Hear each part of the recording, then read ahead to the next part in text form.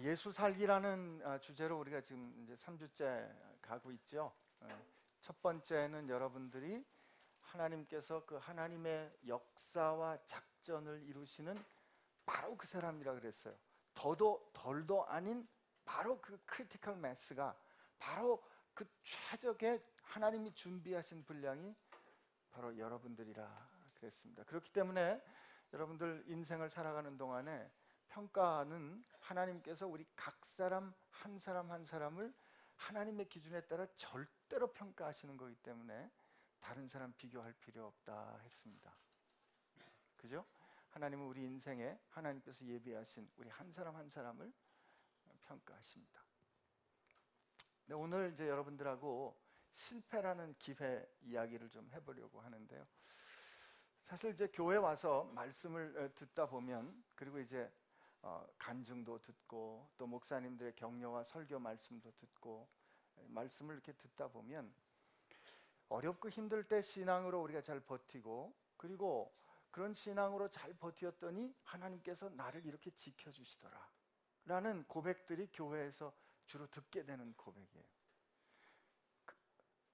그리고 이 성경의 앞에 나오는 이 위인들을 우리가 해석할 때도 그분들의 모든 결정과 그분들의 모든 말과 그분들이 행한 모든 살아낸 삶은 다 하나님께로 향한 멋진 결정과 멋진 말과 멋진 행동으로 해석합니다.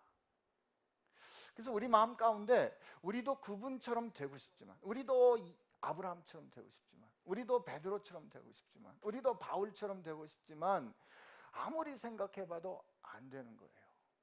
안 되는 거예요. 그 좀 오래된 찬양이지만 바울처럼 베드로처럼 그렇게 살 수, 이 찬양을 아시는 건 상당히 연조가 좀 되신다는 분이죠, 그죠? 근데 그렇게 살고 싶은 생각이 있는데 그 잘 안 된단 말이에요. 교회 와서 목사님들이 여러분 우리 신앙으로 우리 인생을 잘 살아냅시다 이렇게 격려를 받고 나오면 될 것 같아요. 그래서 그냥 불 받고 아멘 하고 돌아갔는데, 돌아가서 삶에서 말이죠, 그냥 말하기도 창피하게 무참하게 무너지는 우리 자신을 보는 거죠. 그렇죠? 그래서 오늘 같이 보고 싶은 그 성경 말씀이 누가복음인데요. 여러분, 이 복음서가 기록된 그 연대는 예수님께서 이제 AD 30년경에 승천하셨을 때 제자들은 예수님의 말씀을 기록하려고 생각하지 않았어요. 왜냐하면 이 세대가 지나지 않아서 이제 마지막 예수님이 다시 돌아올 거라는 그 기대와 열망이 아주 강렬했기 때문에 이제 곧 오실 텐데 말씀을 기록할 이유가 없다 생각했던 거죠. 그래서 초기에 쓰여진 편지는 뭐 갈라디아서다 혹은 고린도전서다 이런 말 하지만 대개는 AD 한 50년에서 55년 사이에 기록되기 시작했고, 복음서는 마태복음이 제일 빠르다 혹은 마가복음이 제일 빠르다 그러지만 그건 아무리 빨리 봐도 60년대 이후 정도로 봅니다. 그 상당히 한 예수님께서 이 승천하시고 난 다음에 한 30년 정도의 간극이 있지만 그래도 여전히 그때는 사도들의 교회의 중요한 인물이 됐을 때예요. 베드로도 바울도 요한 사도도 다 교회의 기둥 같은 사람들로 교회의 신앙을 지도하고 교인들에게 주님이 어떠하신지를 들려주는 존중받고 존경받는 교회의 어른이었단 말이에요. 말하자면 우리로 치면 목사님, 담임 목사님 이런 거예요. 그런데 복음서를 잘 읽어보면 말이죠, 이분들의 실패를 들려주는데 주저함이 없다 이거예요. 요즘 우리는 교회에 덕이 되지 않는다 그래서 목사님들이 실수하고 실패하는 거 이렇게 얘기 안 합니다. 그런데 그 교회의 기둥 같은 사도들이 어떻게 실패했는가, 어떻게 실수했는가를 들려주는데 아무 꺼리낌이 없어요. 저는 복음서가 가졌던, 그리고 성령께서 그렇게 우리 교회에게 들려주셨던 그 증언을 오늘 우리 이 시대가 다시 그 태도를 회복해야 될 거라 생각합니다. 누가복음 22장은 사실 이게 굉장히 우리로 보면 이제 화끈화끈한 창피한 대목이에요. 예수님께서 행하라 하신 두 개 예수님 여러 가지 뜻도 있지만 이렇게 소위 말하는 이 일을 행하라라고 말씀하신 소위 성례가 두 가지가 있는데 하나가 오늘 우리가 한 세례고요. 다른 하나는 성찬입니다. 딱 두 가지를 예수님께서 제정하셨어요. 근데 그 성만찬을 하실 때 예수님이 지금 얼마나 진심으로 이 떡을 떼어 주시면서 이 떡은 너희를 위하여 주는 내 몸이다. 그 다음에 이 포도주를 따라 주시면서 이 잔은 너희를 위하여 주는 내 생명의 피다. 이게 지금 굉장히 심각한 이 하나님 나라의 바야흐로 새 언약을 세우시는 이 심각한 장면인데요. 누가복음에는 뭐 어떻게 되어 있냐면 그 일이 끝나고 말이죠. 누가복음 22장 24절에는 또 그들 사이에 그중 누가 크냐 하는 다툼이 납니다. 참 인생이 이래요. 예수님께서 지금 지난주에 우리 이 말씀 읽었잖아요. 누가 크냐라고 이 싸우는 이야기를 우리 지난주에 읽었는데 이 사람들이 어디까지 싸우냐면 예수님께서 이제 몇 시간 뒤면은 이제 잡혀가시게 됐어요. 그 순간까지 누가 큰가 하고 서로 치고받고 한 거예요. 그때 이 말씀을 들려주신 겁니다. 예수님께서 그때 이렇게 얘기를 해주세요. 제가 그냥 읽어드릴 테니까 한번 들어보세요. 예수께서 이르시되 이방인의 임금들은 그들을 주관하며 그 집권자들은 은인이라 칭함을 받으나 이 높임을 받는다 이겁니다. 너희는 그렇지 않을지니 너희 중에 큰 자는 젊은 자와 같고 다스리는 자는 섬기는 자와 같을지니라. 우리 지난주에 나눴던 말씀이에요. 앉아서 먹는 자가 크냐 섬기는 자가 크냐. 앉아서 먹는 자가 아니냐. 그러나 나는 섬기는 자로 너희 중에 있노라. 너희는 나의 모든 시험 중에 항상 나와 함께 한 자들인즉. 이제 제자들이 듣고 싶은 얘기가 나오는 거예요.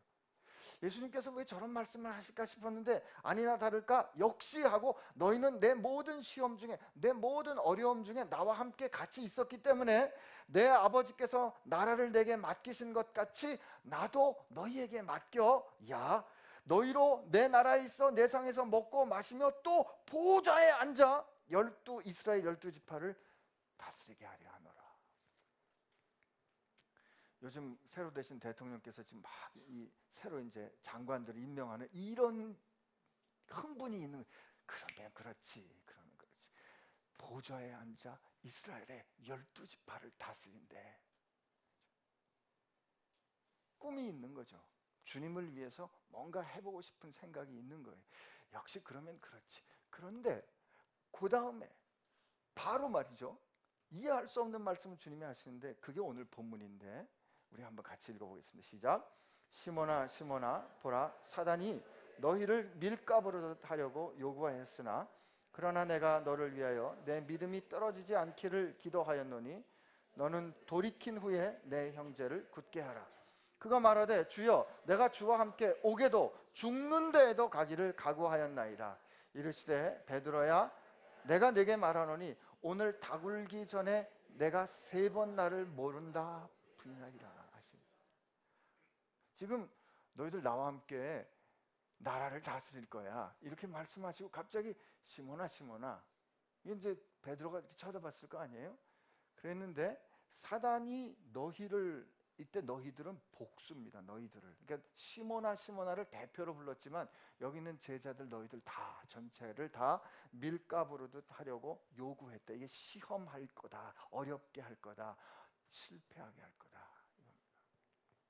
그러나 내가 시몬 너를 위하여 내 믿음이 떨어지지 않기를 기도하였네. 너는 돌이킨 후에 내 형제를 굳게 하라. 형제를 굳게 하라. 그때 이제 우리가 지금 읽은 것처럼 베드로가 주님 그럴 리가 없습니다. 저는 절대 배반 안 합니다. 주님. 근데 주님 뭐라 그러시냐면 베드로야 내가 너한테 말하는데 닭 울기 전에 네가 나를 3번 부인할 거야. 그리고 나서 쭉 얘기가 어떻게 진행이 되냐면 누가복음 22장 같은 장에 보면 예수를 잡아 끌고 대제사장의 집으로 들어갈새 베드로가 멀찍이 따라갑니다. 예수님 죽는 데까지 난 쫓아갑니다 그랬는데 멀찍이 따라갔어요. 사람들이 뜰 가운데 불을 피우고 함께 앉았는지라 베드로도 그 가운데 앉았더라. 56절 지금 읽을 차례예요. 한 여종이 베드로의 불빛을 향하여 앉은 것을 보고 주목하여 이르되 이 사람도 그와 함께 있었느니라 하니 베드로가 부인하여 이르되 이 여자여 내가 그를 알지 못하노라 하더라. 조금 후에 다른 사람이 보고 이르되 너도 그 도당이라 하거늘 베드로가 이르되 이 사람아 나는 아니로다 하더라. 1시간쯤 있다가 또 한 사람이 장담하여 이르되 이는 갈릴리 사람이니 참으로 그와 함께 있었느니라. 베드로가 이르되 이 사람아 나는 네가 무슨 말 하는 말을 알지 못하겠노라 하고 아직 말하고 있을 그때 닭이 곧 울더라. 주께서 돌이켜 베드로를 보시니 베드로가 주의 말씀 곧 오늘 닭 울기 전에 내가 3번 나를 부인하리라 하심이 생각나서 밖에 나가서 심히 통곡하니라. 사실 이 말씀을 읽으면 이런 질문이 들게 마련인 거예요. 주님 왜 그렇게 하시냐 이거예요. 그냥 배반 안 하게 해주시면 되잖아. 꼭 그렇게 배반하는 그 창피를 겪게 하시냐 이 말이죠, 그죠? 그냥 차라리 그 배반하지 않도록 상황을 만들어 주시면 되잖아요. 근데 주님은 그가 그렇게 배반하실 거라고 얘기해 주시고 그 일을 겪도록 그냥 놔두시. 그 대신 수수께끼 같이 내가 믿음에서 아주 떨어지지 않도록 내가 너를 위해서 기도했다. 우리는 이걸 원하거든요. 시험 당하지 않는 걸 원합니다. 실패하지 않는 걸 원해요. 저는 오늘 이 말씀을 이렇게 준비하면서 이 말씀을 하나님 제가 왜 붙잡았나요? 하여튼 고민이 많이 됐어요. 굉장히 무거워지거든요. 배반 스토리 아니에요? 배반 스토리. 굉장히 무거워져요. 그래서 이거 어떻게 하면 이 말씀을 오늘 우리의 삶에 하나님께서 주시는 말씀 예수 살기에 어떻게 적용할 수 있을까? 한참 고민하다가 말씀 계속 안 풀리다가 한 몇 시간 전에 제 경험이 생각나도록 하셨습니다. 제가 이제 2002년부터 2006년까지 우즈벡에 선교사로 있다가 2006년에 비자를 못 받고 이제 불원 귀국했어요. 이제 원하진 않았지만 더 있지 못해서 이제 한국으로 돌아와서 그리고 이제 2006년 6월에 나왔는데 우즈베키스탄에서 이제 7월 말에 미국에 들어가게 됐습니다. 7월 말에 미국에 들어가서 신학 공부를 하면서 이제 그해 12월부터 전도사 생활을 하게 됐어요. 그때 제 나이가 이제 40이 넘어가는 지금부터 한 10년 전쯤 되니까 43, 4 되니까 제 생각에 저는 어른 사역을 해야 된다고 생각을 했어요. 그래가지고 뭐 이런저런 사역을 하다가 갑자기 10월에 청년을 맡게 됐습니다. 근데 당시 제가 섬기던 교회가 보스턴 온누리교회인데 보스턴 온누리교회가 보스턴 지역에서 가장 청년부가 많은 한 청년부가 200명쯤 되는 공동체였거든요. 근데 그 일을 기가 막히게 하시던 목사님이 갑자기 결혼을 하시게 된 거예요. 그래서 이제 청년부를 갑자기 떠나게 되면서 제가 10월 달에 청년부 전도사가 갑자기 된 겁니다. 전혀 생각을 못했어요. 그래서 제가 청년들에게 얼마나 하고 싶은 말이 많았겠어요. 그래서 열심히 제 나름대로 설교를 하고 준비를 하고 애를 쓰는데 글쎄 한 달이 되니까 한 50명쯤이 훅 빠지는 거예요. 그것도 19, 20살 대학교 1학년, 2학년짜리들이 확 빠지는 거예요. 그러니까 가만히 보니까 그 전에 섬기셨던 목사님은 저보다 훨씬 잘생기셨고 젊고 그리고 말이 훨씬 재미나고 설교가 일단 짧아. 나는 설교가 길고 말이 복잡하고 그리고 무거워. 그러니까 19, 20살짜리 애들이 그냥 확 빠지는데요. 야, 진짜 그때 저 힘들었어요. 그래도 어떻게 하든지 이 청년들하고 이렇게 이제 제대로 된 목사가 되고 싶어가지고요. 그때 훨씬 더 간절했던 것 같아요. 그래서 이제 한 10월 달에 시작을 했으니까 이제 200명에서 한 50명쯤 빠졌으니까 한 150명만 130명 이렇게 되는 거 아니에요? 그리고 시간이 지났는데 5월 달쯤 그 다음에 5월 달쯤 돼갈 무렵인데 마음이 괴롭기 시작한 거예요. 왜냐하면 어느 날 예배를 마쳤는데 제가 진짜 열심히 말씀을 준비했어요. 청년들이 이 시대에 정말 제대로 하나님의 말씀대로 살기를 원했거든요. 그래서 정말 최선을 다해서 저 학교에서 배운 새로운 방법들을 그냥 죄다 적용해 가면서 그냥 최선을 다해서 설교를 하고, 그리고 이제 그날 예배를 마쳤는데 어떤 아이가 지나가면서 전도사님 안녕하세요 인사를 하는데, 예배를 마쳤어요. 그래 잘 있었어. 그랬는데 그 다음에 제가 할 말이 없는 거예요. 이 여자 청년이 오늘 처음 나온 청년이 아니에요. 그건 제가 알아요. 얼굴을 보면 벌써 출석하고 있는 청년인지 알아요. 그런데 이름도 모르겠어요. 어디서 뭐 하는 아이인지도 모르겠어요. 나는 진짜 이 청년이 좋은 하나님의 사람 되기를 원했는데 아무것도 모르고 있는 거예요. 저희 아버님, 제가 목사의 아들인 건 아시죠? 저희 아버님, 저는 항상 목사가 될 때 기준이 뭐였냐면 그 아들 컴플렉스 있잖아요. 나는 아버지보다는 잘한다. 나는 아버지보다는 그래도 가방끈도 길고, 아버지보다는 영어 발음도 잘하고, 아버지보다는 설교도 잘한다. 늘 이런 생각이 있었어요. 그런데 그때 그 청년들 그런 경험들이 반복되면서 아버지 생각이 나요. 아버지 평생 42년 조그만 교회에 섬기셨지만 그 집에 수저가 몇 개인지도 아시고, 그 집에 가정에 누가 어떻게 되는지 그걸 다 아셨거든요. 나는 나이도 젊은데 말이죠. 130명, 150명밖에 안 되는데 이 아이들 이름을 모른다? 이게 내가 아버지보다 잘하는 게 하나도 없더라고요. 그게 이제 막 괴롭기 시작한 거예요. 그런데 그럴 때 말이죠. 목사님이 설교를 하시는데, 홍정길 목사님이 남대문 남서울 교회를 개척하실 때 우리 교회 성도들은 내가 새벽 예배마다 그 이름을 불러 하나님 앞에서 그 이름을 불리움을 받지 않고는 그날의 삶을 시작하지 않게 하리라. 말이 좀 복잡하시죠?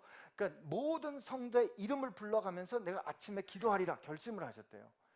그래가지고 기도를 하시는데 교인이 500명, 600명, 700명 이렇게 되니까 아침에 그 성도들의 이름을 부르면서 기도하시는데 5시간인 거예요. 5시간. 지금 130명도 못 외워가지고 괴로워 죽겠는데 목사님이 그 설교를 왜 하시냐고요. 그러니까 이제 또 한 번 철렁한 거죠. 그러다가 이제 청년부에서 이제 초청하신 그 필리핀에서 나환자 사역을 하시는 양한갑 선교사님이 오셔서 집회를 하게 됐어요. 그 집회를 하는데 청년부 집회니까 이제 제가 사회를 본 겁니다. 그래서 이제 그날 별 생각 없이 제가 그 예배를 인도하고 양 선교사님 나오셔서 말씀 전해주시겠습니다. 그런데 이분이 간증을 시작을 하신 거예요. 내가 왜 필리핀에서 나환자 사역을 하게 됐는가.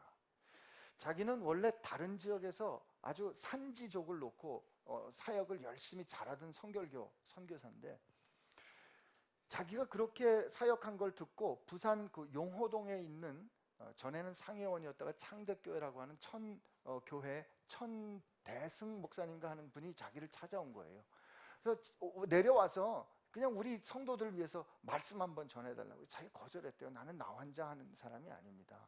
한센시병 하는 사람이 아닙니다. 근데 하도 간청을 하셔가지고 그러면 제가 새벽 집회 딱 한 번만 하겠습니다. 새벽 집회 딱 한 번.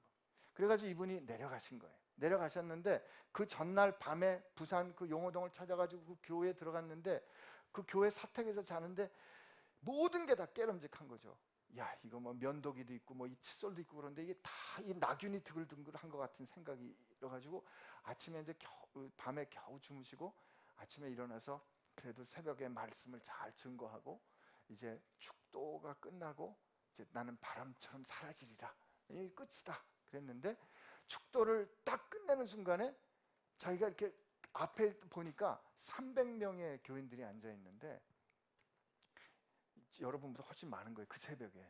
근데 이렇게 봐도 줄이 맞고 저렇게 봐도 줄이 맞더래요. 그리고 그분들이 찬양할 때 보니까 이 손가락이 없는 이 손으로 그렇게 손바닥이 치면서 찬양을 하는 게 그렇게 은혜가 되고 감동이 됐어요. 그러나 나는 이 사람들하고는 같이 안 한다. 그리고 이제 바람처럼 축도하고 사라지려고 아멘 했는데 요 앞에 여기저기서 기도해 주이소, 안수기도 해 주이소, 이런 얘기가 들린 거예요. 이게 큰일 났잖아요. 왜냐면 나병 환자가 아무리 음성이라도 안수하려면 손을 대야 되잖아요. 그러니까 300명을 어떻게 다 안수하겠어요? 그래가지고 주여 어떻게 하면 좋습니까? 그래도 내가 목사인데, 그리고서 그러면 여러분 부흥회 가보면 옛날에 그런 거 아세요? 주여 하고 탁탁탁 치고 가는 거 아세요?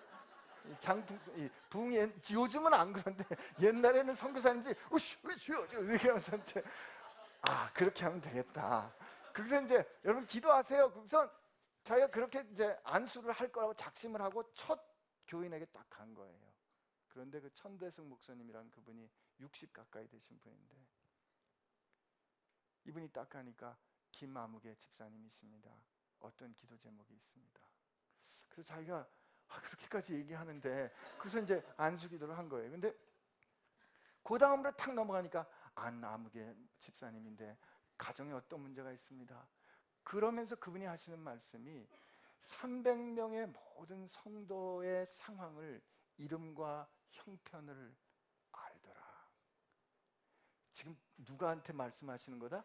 저에게 말씀하시는 거예요. 지금 130명도 못 외우는 40대 초반의 전도사에게 60대 할아버지 목사님이 300명이 넘는 그 사람들의 이름이 착착 나오면서 그 기도의 제목이 뭔지 알고 있어 신기야 라고 지금 하나님이 저한테 말씀을 하시는데, 그날 그리고 나서 그 병 고침도 많이 일어나는 기적의 역사가 일어났다 그래요. 그리고 그 선교사님은 그 뒤로 나환자 사역을 하게 됐는데, 그 모든 메시지는 그 다음부터는 하나도 안 들리는 거예요. 하나도 안 들리고 60 넘은 목사님이 300명의 성도의 이름을 다 알았어 신기야. 너는 40대 초반인데 130명도 못. 제가요 선교사님 말씀이 끝나고 이제 올라가서 사회를 봐야 되는데 울음이 터진 겁니다. 근데 이제 여기 보니까 심히 통곡했다 그랬잖아요. 이제 앞에 이렇게 단에 올라왔는데 그냥 막 이제 눈물이 터졌는데, 이거를 어떻게 참아보려고 그러니까 막 이상한 소리가 나는 거예요. 막 그 눈물은 나는데 숨은 못 참겠고, 그러니까 꺼이 소리가 나는데, 진짜 그날 제가 청년들 앞에서 한 10여 분을 진짜 통곡하면서 울었습니다. 그러니까 하나님이 말씀해 주시는데요, 뭘 실패했는지를 말씀해 주시는데, 여러분 실패는 말이죠, 소망이 없을 때는 실패하지 않습니다.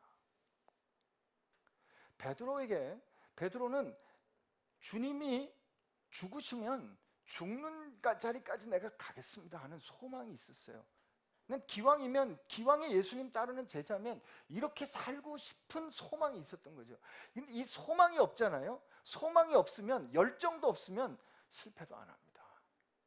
물에 물 탄 듯 술 탄 듯 그냥 삽니다. 그러나 우리가 뭔가 좀 잘 살아보고 싶은, 하나님을 향한 열망을 갖게 될 때 이런 일이 생겨요. 저도 좋은 목사 되고 싶었어요. 좋은 전도사 되고 싶었는데 좋은 전도사 되지 못하는 제 실패를 하나님께서 confrontation, 대면하게 하신 거죠. 딱 직면하게 하신 거예요. 근데요, 그 뒤로 저는 얼마나 창피했겠어요. 그 앞에 서가지고 이렇게 꺼이꺼이 울어댔으니, 그것도 뭐 눈물이 나지 좀 폼나게 나면 모르겠는데 그냥 뭐 이러면서 그냥 이제 말을 좀 해보려니까 말이 안 되는 거예요. 저는 무지 창피했는데요, 그 뒤로 청년들이 안전도사를 무지 사랑하더라. 그러니까 제 실패가 그들에게는 사랑의 고백이 됐던 거죠. 그러니까 하나님 앞에서 이 성도된 청년들의 이름을 모른다는 실패 앞에 정직한 제 고통, 제 무너짐이 그 어떤 사랑의 고백보다 진실한 사랑의 고백이 됐던 거예요. 저는 생각해 봅니다. 여러분, 그 베드로가 말이죠, 뱃사람이에요. 뱃사람이라고요. 요즘 같았으면 여기 이렇게 뽀빠이 문신 같은 거 있었을 거고요. 우락부락한 사람이에요. 성정이 불같은 사람이에요. 그런데 그를 향해서 그가 주님, 나는, 제 목소리는 다 주님, 나는 죽습니다. 그런 그에게 베드로야, 너 3번 부인한다. 주님이 나를 모르시는데요? 난 죽습니다. 근데 그런 그가 여종 앞에서 그렇게 형편없이 무너지잖아요. 근데 하필 왜 그때 닭은 오냐고요. 그리고 그때 주님이 아무 말씀 안 하시고 그의 얼굴 쳐다보시지 않습니까? 그때 베드로가 기억났겠죠.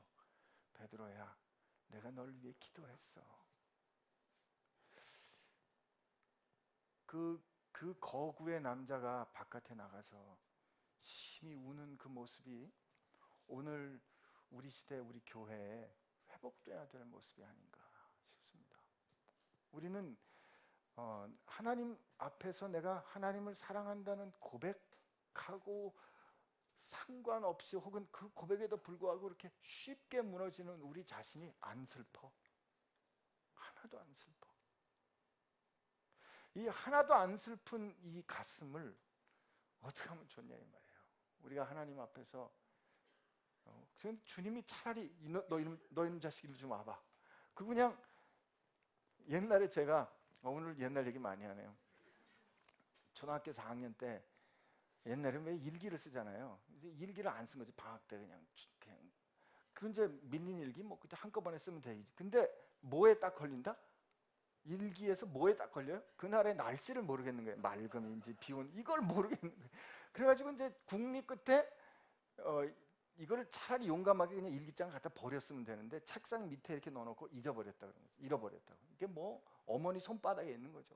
어머니 딱 찾아가지고 제가 그날 직사에 맞았다는 거 아닙니까?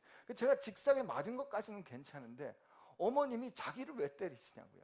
그러면서 그냥 어머님이 이 당신을 회초리로 때리시면서 네가 이렇게 된 건 내 잘못이다 그러고 막 때리시는데 그냥 하여튼 그날 제가 하여튼 무지 어머니께 죄송하고 직사에 맞고 그리고 이제 어머니 목욕해 주시고 그리고 평안하게 잔 거예요. 그 전에는 그 일기장 숨겨놓고 어머님이 신기야 부르면 그냥 가슴이 벌렁벌렁한 거지. 일기장 걸릴까. 제가 이렇게 소심해요. 근데 그게 딱 발각이 나가지고 그냥 매 맞고 끝나니까 그냥 그렇게 편안하게 잤어요. 그리고 이제 어머니랑 같이 합력하여 일기장 이제 주님이 우리가 실패했을 때 그냥 차라리 왁팍 하고 이놈의 자식하고 때려주셨으면 좋겠는데 그냥 쳐다보시는. 네, 여러분 우리 주님이 어떤 분이신가 하면 말이죠. 요한복음 마지막에 보면 요한복음이 끝난 것 같은데 부록이 나옵니다. 그게 뭐냐면 요한과 함께 베드로가 다시 자기가 있던 고향 갈릴리로 돌아가서 난 고기나 잡으러 가야 되겠다 그러고 갑니다. 왜요? 자기는 실패했으니까. 자기가 그렇게 꺼이꺼이 울었지만 이게 회복이 안 된 거예요. 그죠? 그랬는데 주님이 어떻게 하세요? 그 새벽에 밤새도록 고기를 잡았는데 이게 지금 내가 이게 다 버려놓고 주님 쫓아갔잖아요. 그죠? 다 버려놓고 주님 뜻대로 살기로 하고 그렇게 새 세상을 꿈꿨는데 형편없이 무너진 거예요. 그리고 다시 자기 삶의 자리로 돌아왔으니 고기가 잡히겠냐고요. 밤새 그물질을 해도 마음은 딴 데가 있는데 이 그물질이 제대로 됐겠어요? 근데 그때 저 멀리서 누군가 요한이 봅니다. 이럴 때 꼭 요한이 봐요. 주님이시다. 그랬더니 베드로가 배가 아직 육지에 닿지도 않았는데 첨벙 바다에 내려가서 그냥 막 달려갑니다. 달려가 봤더니 예수님께서 이 생선을 구워놓고 이제 식사를 준비를 해놓으셨어요. 참 기가 막혀요. 근데요, 그때 차라리 우리 같았으면 그냥 그때 베드로가 달려가 주 앞에 무릎을 꿇고 그 발에 입 맞추며 고백하되 주여 제가 잘못하였나이다 이렇게 했으면 좋겠는데 그렇게 안 써 있어요. 막 달려갔는데 아무 말도 못합니다. 여러분 그거 아시죠? 가슴에 말은 막 이렇게 차 있는데 차마 말 못하겠는 거예요. 근데 그때 같이 밥 먹습니다. 그걸 향해서 뭐라 그러면 꿀 먹은 벙어리라 그래요. 그냥 밥 먹어요. 밥 먹고 난 다음에 주님 물어보십니다. 베드로야, 너 나 사랑하니? 그때 고백하죠. 예, 주님, 제가 주님 사랑합니다. 또 물어보십니다. 베드로야, 너 나 사랑하니? 네, 주님, 제가 주님 사랑합니다. 또 물어보시죠. 베드로야, 너 나 사랑하니? 그때 그가 근심해요. 그리고 이렇게 고백합니다. 내가 주님을 사랑하는 거 주님이 아십니다. 그 말은 무슨 고백인 것 같아요? 그가 왜 근심했을까? 내가 주님을 사랑합니다. 주님 뜻대로 살기 원했습니다. 저 진짜 마음으로는 주님과 함께 죽고 싶었어요. 그런데 그렇게 못한 내 이 사랑법, 형편없는 사랑법을 주님 아시지 않습니까? 그런데 그럼에도 불구하고 주님, 저는 이 말밖에 할 게 없어요. 주님 사랑합니다. 주님이 그 사랑의 고백을 들으시고 내 양을 치라, 내 양을 먹이라, 이렇게 사명을 주시지 않습니까? 우리 주님 참 그 3번 부인한 그에게 3번 사랑을 고백할 기회를 주시는 주님이시잖아요. 오늘 여러분과 저에게도 주님은 우리의 실패를 딛고 일어서서 다시 그분께 사랑을 고백할 수 있는 그런 부르심을, 그런 온유하고 부드러운 부르심을 우리에게 허락해 주실 겁니다. 주님을 사랑하지 않는다면 실패하지 않겠죠. 여러분이 주님을 사랑하고 그 길을 쫓아가는데 실패할 수 있습니다. 그러나 실패했을 때 주님 앞에서 정직하시기를 축복합니다. 그리고 그냥 우세요. 심히 통곡하세요. 주님, 내가 주님 사랑했는데 이거밖에 안 됩니다 라고 인정하세요. 그때 주님이 다른 거, 원인도 이런 거 저런 거 따지지 않고 다 물어보시지 않고 한 가지 물어보십니다. 얘야, 너 나 사랑해? 그때 우리가 고백하겠죠. 예, 주님, 제가 이거밖에 안 되지만 그래도 주님 사랑하는 건 진짜입니다. 그럴 때 주님이 뭐라고 말씀하시냐면, 걱정하지 마. 이제부터 내가 너를 이끌고 다닐 테니까 너는 다만 나를 쫓아와. 이게 나 따라 사는 거야. 이게 예수 살기야. 너 자꾸 네 힘으로 뭔가 해보려고 그렇게 불뚝질하지 말고 가만 내 품 안에 내가 이끄는 대로 쫓아와. 주님 말씀해 주실 겁니다. 혹시 우리 가운데 실패해서 힘들어하는 분들이 계시다면 지금이야말로 주님 앞에 사랑을 고백할 기회라는 거 잊지 마시고, 혹시 내가 실패할까 봐 두려워서 주님 앞에 사랑을 고백하지 못하는 분이 있다면 괜찮아요. 베드로가 오늘 우리에게 격려해 줍니다. 그분이 그랬다면 우리는 오죽하겠어요. 대사도가 그랬는데 여러분과 저는 실패는 운명입니다. 실패는 현실입니다. 그러나 그 가운데 주께서 우리를 온전히 회복하시는 은혜가 언제나 떠나지 않을 것입니다. 우리 같이 잠깐 기도하겠습니다.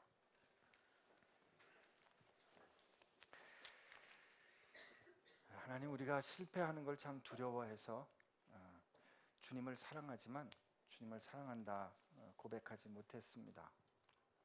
이제 베드로 사도의 실패를 우리에게 들려주신 이유를 우리가 격려로 봤습니다. 그러므로 주님, 우리가 주님을 사랑하고 주님을 위하여 멋진 삶 꿈꾸는 용기 낼 수 있도록 해주시고, 실패를 두려워하지 말고 주 앞에서 사랑을 고백하고 그 사랑의 발걸음 오늘 내딛게 하여 주옵소서. 주님 사랑합니다. 예수님의 이름으로 기도합니다. 제가 질문을 그냥 여러분들께 읽어드리고 필요하면 다음 주에 우리 하도록. 우와, 질문도 뭐 엄청나게 길어. 첫 번째는 안식일에 관하여 꼭 안식일을 일요일로 삼아야 하나요? 평일에 쉬고 있고 주말에는 사정상 일을 해야 하는 상태인데 아침부터 오후까지 어떻게 해야 하죠? 그래도 일요일까지 쉬어야 하는 것인지, 그러니까 안식일로 삼고, 아니면 평일 중 일했으니 금요일을 안식일로 삼아도 되나요? 확실한 개념과 의미에 대해 설명과 해결 방법 부탁드려요. 여러분, 오늘은 우리가 안식일이지만 지구촌 이렇게 둥그렇게 생각하면 어느 나라는 월요일이기도 하고요, 어느 나라는 아직 이제 주일 아침 되기도 했을 겁니다. 주님도 안식일에 일하셨기 때문에 특히 요한복음에는 안식일에 일한다고 주님께서 죽음의 위협을 많이 받으십니다. 그리고 안식일에 사람을 살리는 일을 하시면서 뭐라고 말씀하시냐면, 사람이 안식을 위해 있는 것이 아니고 안식일이 사람을 위해 있는 것이다 라고 말씀하십니다. 언젠가 우리 동행에서 안식일에 우리가 쉼을 갖는 것은 우리가 수고해서 먹는 것이 아니라 우리는 하나님의 자녀로서 하나님께서 주시는 공급함을 가지고 산다. 그러므로 내가 세상에 눌려 살지 않고 세상을 향해서 하나님을 아버지라고 부를 수 없는 저 이방인들처럼 전전긍긍하면서 살지 않는다. 그러므로 안식은 저항이다. 이런 말씀 드린 적 있어요. 여러분, 안식일에 꼭 일을 해야 한다면 두 가지 제가 말씀드리고 싶은데요. 첫째, 안식일은 꼭 일요일이어야 한다는 아닙니다. 첫째, 저 주일에 나가서 환자 많이 보았어요. 그러나 하나님 앞에서 하나님 앞에 하나님과의 교제, 하나님을 예배하는 시간을 분명히 구별하는 건 필요합니다. 두 번째, 그러나 이럴 수는 있어요. 제가 했던 경험인데요. 제가 토요일에 저를 지도하시던 선생님은 안 나오시고 저는 그러니까 그 선생님 그러니까 일요일에 나오시는 거예요. 그러니까 일요일에 제가 자꾸 회진을 돌아야 되잖아요. 근데 제가 결혼을 하면서 그냥 당당하게 선언을 했어요. 뭐 어떻게 되겠지 하고, 선생님 저는 주일날 안 나옵니다. 일요일날 안 나옵니다. 그랬더니 너 이 자식 그럴 줄 알았는데 예상 밖에 뭐라고 그랬어요. 그래, 나는 토요일날 쉬고 너는 일요일날 쉬자. 그러니까 우리가 이렇게 입장을 분명히 밝히면 그 분명히 밝힌 입장을 가지고 사람들은 고민합니다. 그 대신 왜냐하면 제가 이렇게 말씀드리는 이유가 대부분의 그 성도의 교제가 주일날 일어난다 그럴 때 내가 금요일에 쉬게 되면서 그 성도의 교제에서 자꾸 떨어지는 그런 연약함 때문에 한번 자기 입장을 그렇게 분명히 선언할 필요는 있다고 생각해요. 그러나 그럼에도 불구하고 안식일을 지켜야 하는 것 때문에 일요일에 내가 일하는 거를 그만둬야 되겠다, 그건 생각해 볼 필요가 있다고 저는 믿습니다. 두 번째, 하나님의 영광을 위해 우리를 만드셨다고 하시는데 뭔가 이기적인 것 같고 사랑의 하나님과는 어울리지 않는 것 같아요. 어떻게 이해해야 할까? 질문이 잘 이해가 안 되는데, 하나님의 영광을 위하여 우리를 만드셨다고 하는데 뭔가 이기적인 것 같고, 그러니까 하나님이 이기적인 것 같다는 거죠, 그죠? 하나님이 이기적인 것 같고 사랑의 하나님과는 어울리지 않는 것 같아요. 어떻게 해야? 여러분, 이 질문하시는 분이 형제인지 자매인지 모르겠는데 제가 확실히 말씀드리고 싶어요. 착각하지 마세요. 뭐 굉장한 거 되신지 아는 모양인데 우리를 하나님의 영광으로 삼았다 그랬잖아요. 여러분, 여기 완벽한 게 있어요. 여기 완벽한 게 있는데 완벽한 거에 여러분이 이렇게 가면 여러분 때문에 깨집니다. 그림 망가집니다. 여기 완벽한 아름다움이 있어요. 근데 제가 가잖아요. 안식기 때문에 이 그림 망가지는 거예요. 여러분, 하나님의 영광은 우리가 어떻게 잘나도 말이죠. 우리가 어떻게 얼마나 잘나도 말이죠. 하나님의 영광이 될 수가 없어요. 우린 불완전하잖아요. 우리 잘 알잖아요. 그런데 하나님이 이 불완전하고 모나고 못나고 냄새나고 찌그러지고 완전하지 않은 우리를 하나님의 영광으로 인정해 주신다는 거죠.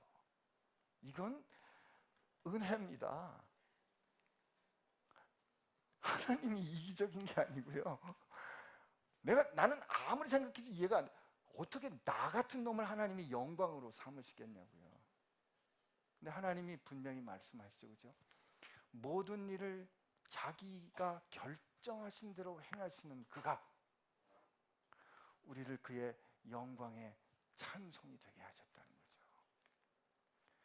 그러므로 우리가 완전하지 않은데 완전하지 않은 우리를 들어서 하나님은 당신의 영광의 노래를 들려주실 겁니다.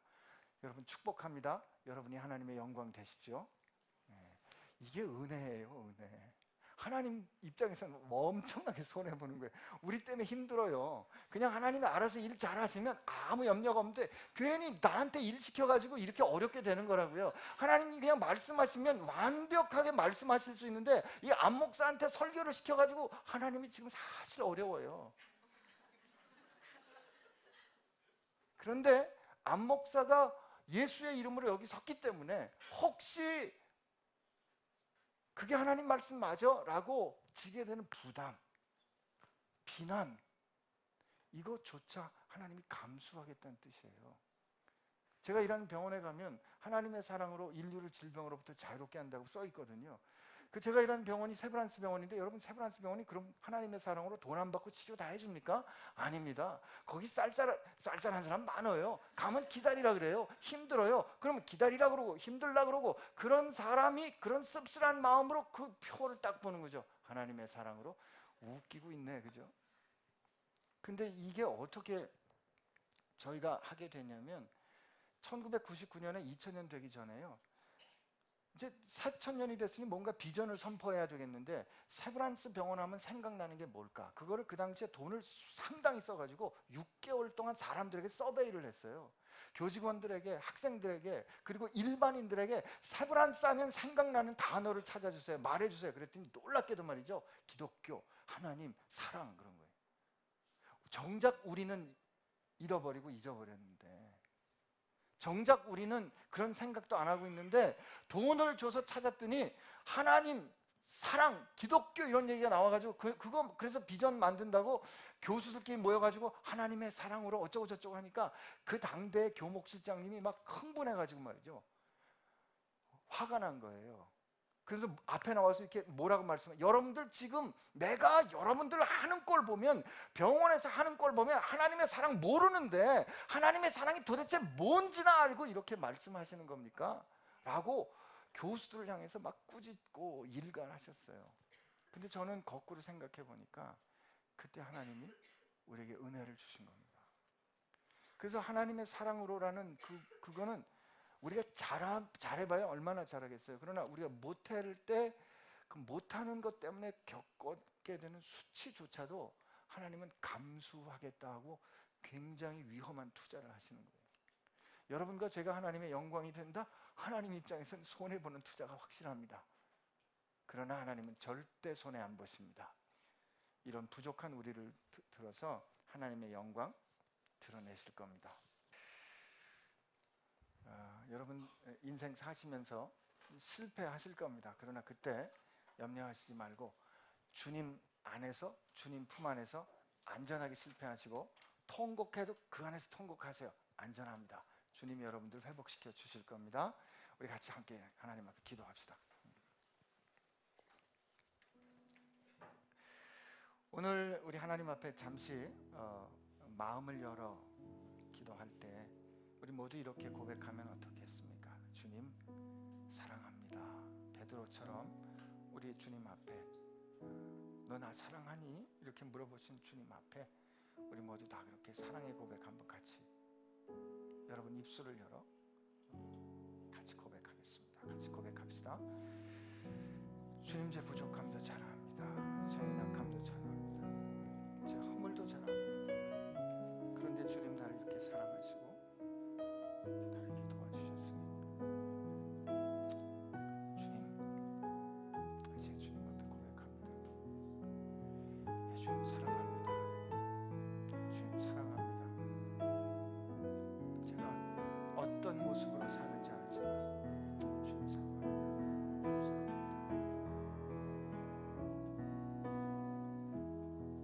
주님 사랑합니다.